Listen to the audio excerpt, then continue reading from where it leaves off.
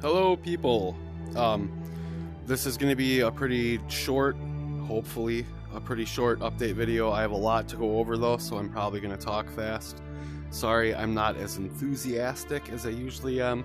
I have been working on this just today. I've been working on this since like 8:30 this morning and it is 12:30. So I didn't even take a break to eat today. Anyways, I had to redo a lot of stuff in order to get some performance increases because of everything that I added. Ended up having to completely rebuild all of my shaders, and then I had to change up the materials that I was using a lot.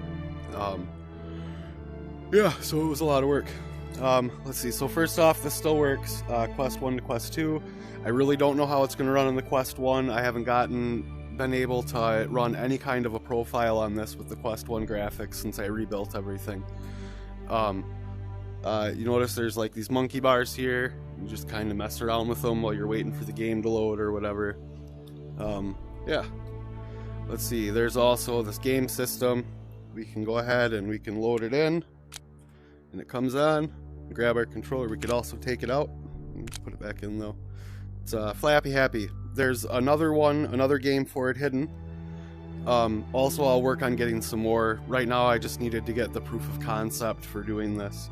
So I have it set up so it actually reads off of a code that I have on the cartridge to say which game to start.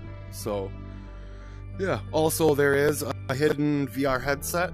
And that also has a game with it, and there'll be more VR games that go with it. So you can play a VR game in my VR game. Anyways. Always stalls out on the first load. And I'm not very good at this. Ooh, I turned my head, dang it.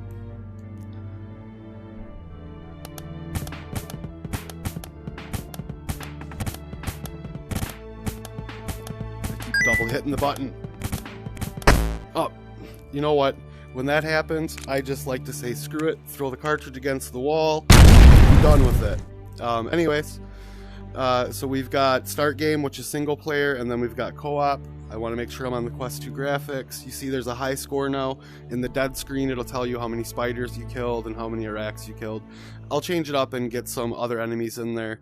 I've tried it with some zombies, and I think they're kind of cool, but it doesn't really fit with the idea of the game. It's kind of insect based, but if you guys really want to see zombies in it, I can throw them in maybe as like a add-on thing or like a special, you know, like you could just select it and be like, I want to shoot zombies. Anyways, we'll go to the I'll just go to the co-op test. I don't think there's going to be anyone online because I have some inversion control on, and my testers are well in bed.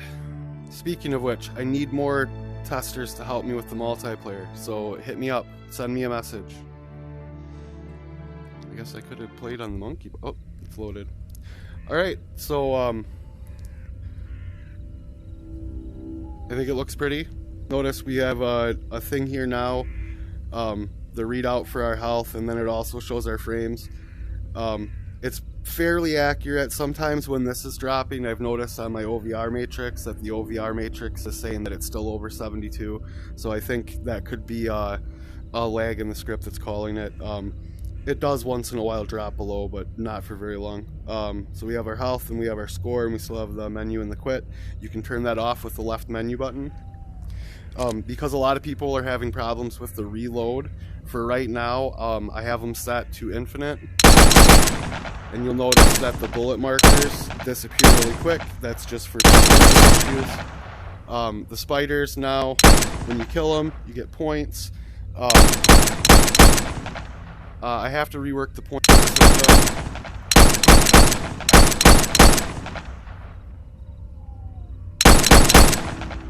Right now, everything just disappears when you kill it.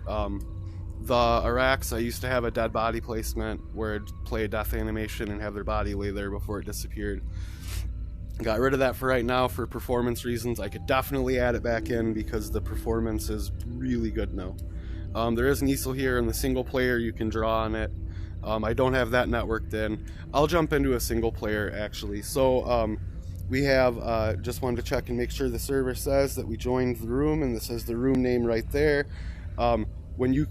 It's going to be set up very soon that you can create a room and you can give it a specific name, or you can join a random one, but you can mark it private so that nobody else can join, and then you can give your friends whatever your code is for your room. It won't be this long unless you really want it to be, but you can give them the code.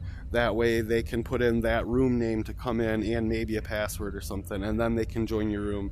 I'll eventually get rooms listed. For right now though, it's just going to be quick match. I'm going to go ahead and jump into the single player one. Oops, wrong button.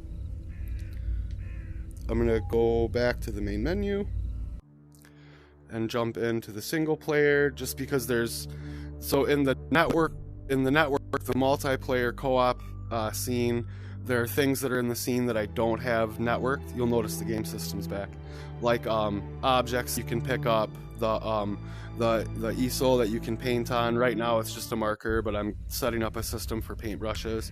I'll eventually get that stuff networked. This stuff right here is easy to network in. I just have been so busy I haven't been able to network it in yet, but they're physics based. Yeah.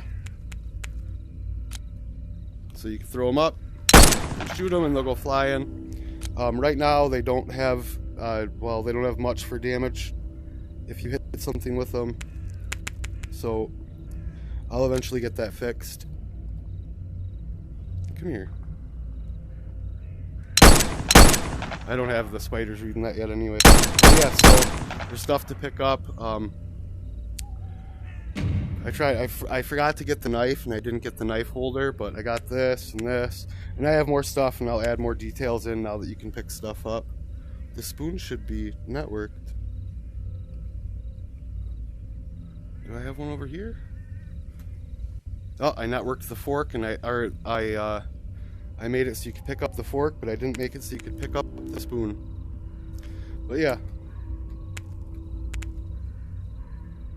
Oh, I missed the jar too. Anyways, I'm working on that stuff. You still can't open doors, can't open the cabinets or drawers. That's coming too. Yeah. So, make sure my points are going up. This does not work. It only works in the main menu. In the single player side, I can get it set up to work, but in the multiplayer, not anytime soon. Eventually, maybe I'll network it. You guys can like play a game together, but that's going to be a ways out. Still, to start it, you go like this. I gave them a very low power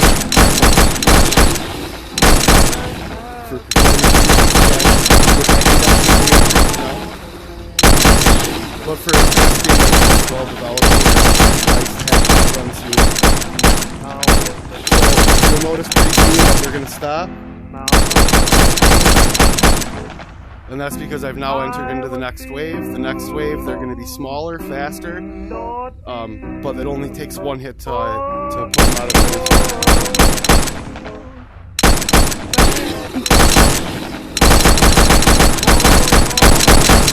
And yes, this was in the network version. And I'm dead. And right now I gotta fix the dead thing because you have a huge error on it. You can see I killed 27 of them. Go to try again, it's gonna take me to the main menu. I can look at my score. I got 18,930. That saves over, but right now it's getting overwritten with each match. I'll get it set up so that it only gets overwritten for your high score if you actually get a high score. That's basically it. I'll show the Quest 1 version quick.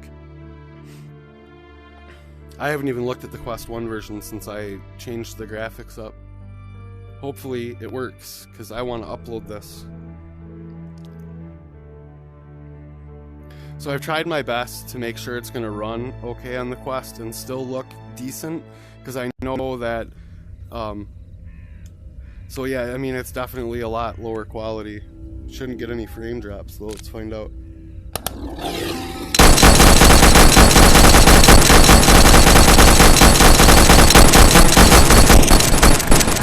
I'll have to rework it. Yeah, it works. Quest 1 should run okay if you guys have problems. And if you can, if you have problems on the Quest 1, you know, make sure and kind of tell me what was going on. Like where the problems were, what you were doing that when you had lag or whatever. But yeah, I guess that's it. I am gonna leave before they come back and shoot me or chew me. Alright guys, have a good one.